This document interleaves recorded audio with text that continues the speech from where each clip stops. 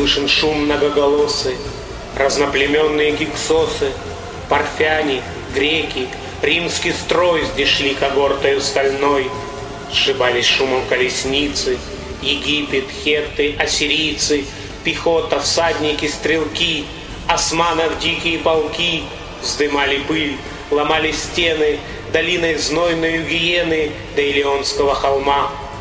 Вооруженная толпа меняла крест на полумесяц. Тут смертью смерть уравновесят.